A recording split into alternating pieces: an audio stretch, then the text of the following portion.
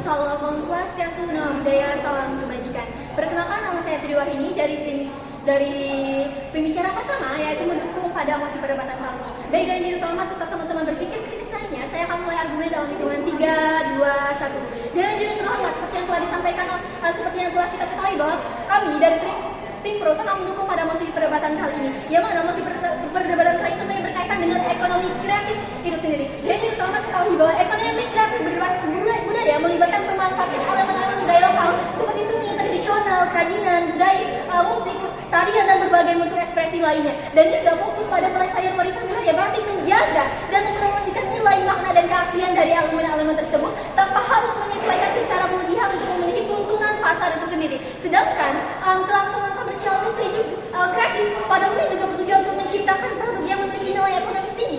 Seringkali juga mengadaptasi terhadap budaya agar lebih mudah diterima pasar global atau audiens yang lebih luas. Nah, namun pendekatan ini kadang-kadang akan mengabaikan keaslian budaya untuk mencapai daya tarik komersial yang lebih besar. Baik dari sisi format, kami akan menyampaikan beberapa permasalahan, yaitu terdapat 3 permasalahan utama dari mosi perdebatan kali ini. Yang pertama yaitu adaptasi budaya untuk komersialisasi seringkali mengorbankan nilai-nilai tradisional dan esensi budaya yang mendalam. Ketika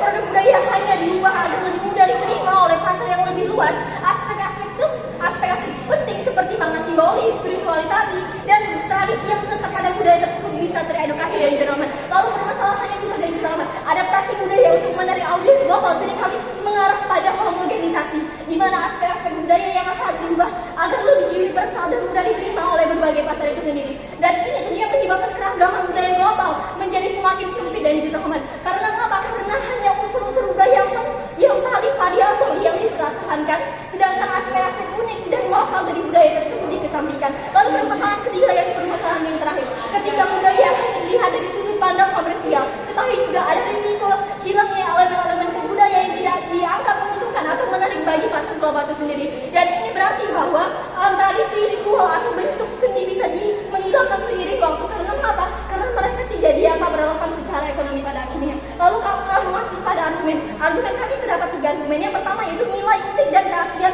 produk budaya itu sendiri. Produk budaya yang asli dan memiliki nilai sejarah atau simbolis seringkali lebih diminati di pasar global karena mereka mengutamakan warisan budaya kreatif dan yang dapat menciptakan produk yang unik dan tidak dapat ditiru. Dan ini tentunya memberikan nilai lebih pada barang tersebut. Keaslian ini menjadi daya tarik tersendiri yang menyebabkan produk lokal dari barang-barang komersial massal. Kita ambil contohnya saja batik. Batik merupakan salah satu produk budaya Indonesia yang memiliki nilai tinggi di pasar global. Batik yang ditulis, yang dihasilkan secara manual dengan teknik tradisional, ini tidak hanya diakui sebagai produk berkualitas tinggi, tetapi juga sebagai warisan budaya yang dilindungi oleh UNESCO. Hal ini tentunya tidak hanya memiliki nilai ekonomis, tapi juga memiliki nilai estetis dan dari budaya yang tinggi itu sendiri. Lalu kita masuki argumen yang kedua, ekonomi berkelanjutan dan berbasis komunitas. Ekonomi kreatif yang berfokus pada pelestarian budaya dapat menghasilkan manfaat ekonomi yang berkelanjutan dan jeroman. Hal ini tentunya akan mendorong pada komunitas lokal itu sendiri. Ketika produk budaya dijadikan fokus utama, para pelaku kreatif dapat menciptakan lapangan kerja yang tidak hanya menjadikan keuntungan finansial, tetapi juga mendukung keberlangsungan budaya itu sendiri. Nah, pendekatan ini membangun kemandirian ekonomi bagi komunitas. Kita ambil contoh saja program kampung budaya di Yogyakarta yang memberikan dukungan kepada para pengrajin lokal untuk memproduksi kerajinan tangan yang berbasis pada tradisi lokal itu sendiri. Nah, program ini membantu menciptakan pasar yang stabil untuk produk kerajinan sehingga pengrajin tidak hanya mendapatkan pendapatan tetapi juga berkontribusi pada pelestarian budaya itu sendiri. Lalu kita masuki argumen yang ketiga yaitu argumen terakhir. Ya, ketiga yaitu yang terakhir mendorong inovasi berbasis budaya. Dan seperti yang kita ketahui juga bahwa di Traman pelestarian warisan budaya tidak hanya melibatkan konservasi tetapi juga inovasi. Nah, seniman dan pelaku kreatif dapat memanfaatkan elemen-elemen budaya dalam menciptakan karya-karya baru yang tetap menghormati tradisi itu sendiri. Tentunya pendekatan ini memungkinkan terciptanya produk yang relevan dengan zaman modern tanpa kehilangan akar itu sendiri. Nah, dari sini dan juga ketahui bahwa mosi kami sangat mendukung pada mosi perdebatan kali ini. Karena apa? Karena kebijakan yang disampaikan merupakan kebijakan dalam jangka panjang yang berdampak positif pada masyarakat itu sendiri. Bakal menjadi tim pro. Saya Arifin selaku pembicara kedua akan menjadi tim kontra, akan mulai perdebatan dalam 5, 4, 3, 2. Dewan juri yang terhormat, mari kita masuk ke dalam konteks pada perdebatan kita kali ini. Juri sadari, kelangsungan komersial dalam industri kreatif sangat penting untuk mendukung pertumbuhan ekonomi, inovasi, dan relevansi budaya pada akhirnya.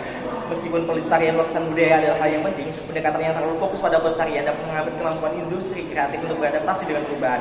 Juri sadari, keseimbangan antara pelestarian dan inovasi dapat menghasilkan produk yang tidak hanya mempertahankan nilai-nilai budaya, tapi juga menciptakan peluang baru yang bermanfaat bagi komunitas pada akhirnya. Juri, karena keduanya merupakan hal yang penting dan tidak bisa salah satunya diutamakan dan salah satunya dikesampingkan misalnya. Juri, di sini saya akan masuk ke dalam problem atau masalah dari sisi kami, yaitu sisi kontra. 1.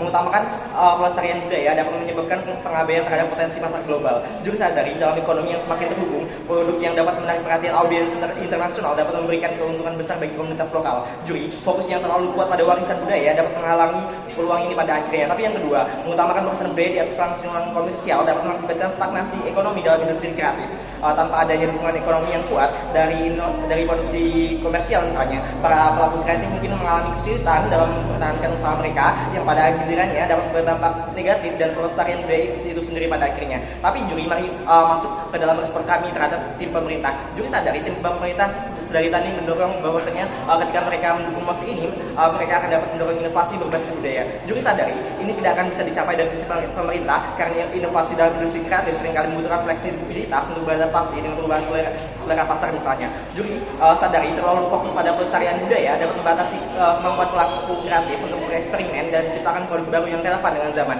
Juri, ekonomi kreatif seharusnya juga mengedepankan eksplorasi dan pengembangan produk baru yang mungkin tidak selaras dengan tradisi misalnya. Juri, di sini kami akan masukkan 2 argumen mengapa kami tidak setuju pada mosi ini. Yang pertama, 1. Keterhubungan dengan pasar global. Juri sadari, kelangsungan komersial membuka peluang untuk menjangkau pasar global.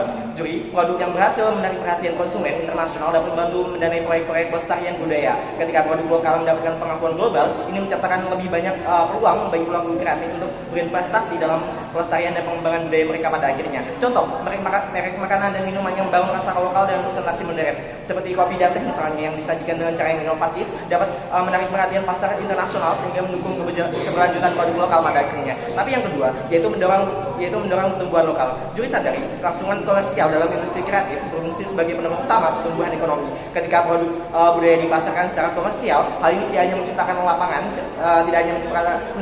kerja, tapi juga menghasilkan pendapatan yang signifikan bagi komunitas dan pemerintah.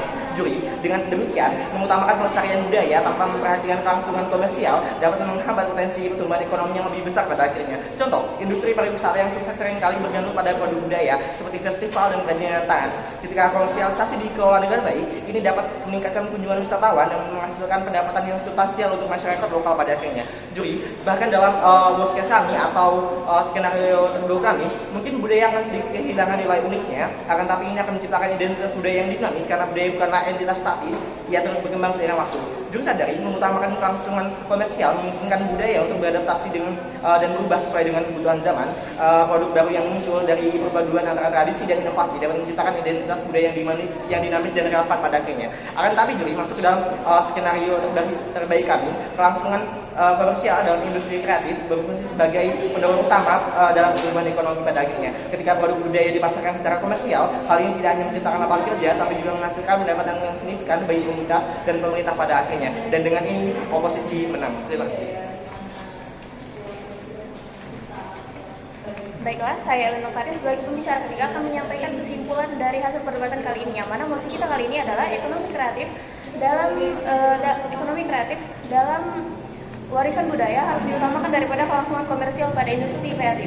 Baiklah Dewan Juri, saya rasa tim pro dan tim kontra sudah unggul dalam menyampaikan argumennya masing-masing. Yang mana saya tarik 3 kesimpulan yang akan saya jabarkan, yaitu 1. Pentingnya kelestarian budaya. Warisan budaya adalah elemen yang penting yang membentuk identitas suatu masyarakat. Melalui pelestarian budaya, masyarakat dapat mempertahankan nilai-nilai tradisi dan pengetahuan yang telah ada selama berabad-abad. Produk budaya yang dihasilkan dapat memberikan makna dan konteks yang mendalam serta memperkuat ikatan sosial dalam komunitas. Oleh karena itu, mosi ini menyoroti perlunya ada fokus pada pelestarian budaya dan ekonomi kreatif. Lalu poin yang kedua, adanya daya tarik komersial dan inovasi. Di sisi lain, kelangsungan komersial adalah pendorong utama untuk pertumbuhan ekonomi dan inovasi dalam ekonomi kreatif. Kegiatan komersial yang berhasil menciptakan lapangan kerja, menghasilkan pendapatan bagi masyarakat, dan memberikan insentif bagi para pelaku industri untuk berinovasi. Kegiatan pelaku industri memiliki kebebasan untuk mengeksplorasi dan bereksperimen dengan produk baru. Mereka dapat menarik minat konsumen dan memenuhi kebutuhan pasar yang terus berubah. Lalu dalam poin ketiga, keseimbangan yang diperlukan. Adanya keseimbangan yang diperlukan baik dalam pelestarian budaya maupun kelangsungan komersial memiliki peran yang sangat krusial dalam ekonomi yang kreatif. Oleh karena itu, pendekatan yang terlalu ekstrim pada salah satu sisi dapat mengakibatkan dampak yang negatif. Misalnya, kita ambil contoh, fokus yang terlalu kuat pada pelestarian budaya dapat menghambat suatu inovasi dan membuat produk yang tidak relevan. Sementara fokus yang berlebihan pada keuntungan komersial dapat mengakibatkan hilangnya identitas budaya dan komodifikasi yang berlebihan. Kunci untuk mencapai keberhasilan dalam ekonomi kreatif adalah menciptakan sinergi antara pelestarian budaya dan kelangsungan komersial. Lalu ini bisa dicapai dengan melibatkan komunitas lokal dalam proses produksi, memastikan nilai-nilai budaya tetap terjaga sambil memberikan ruang bagi inovasi. Inisiatif yang memberdayakan komunitas dan mendukung pengrajin lokal dapat menciptakan produk yang tidak hanya bernilai komersial, tetapi juga menghormati dan melestarikan budaya. Kebijakan yang mendukung kolaborasi antara industri kreatif dan komunitas budaya sangat penting untuk menciptakan lingkungan yang kondusif. Pemerintah dan pemangku kepentingan dapat berperan aktif dalam merumuskan kebijakan yang mendukung pelestarian budaya sembari mendorong inovasi dan perkembangan ekonomi. Program pelatihan, promosi produk lokal, dan insentif bagi usaha yang berfokus pada pelestarian budaya dapat mencapai tujuan ini. Itu saja kesimpulan dari hasil argumen tim pro dan kontra pada kali ini. Saya rasa tim pro dan tim kontra sudah unggul dalam menyampaikan argumennya masing-masing. Terima kasih.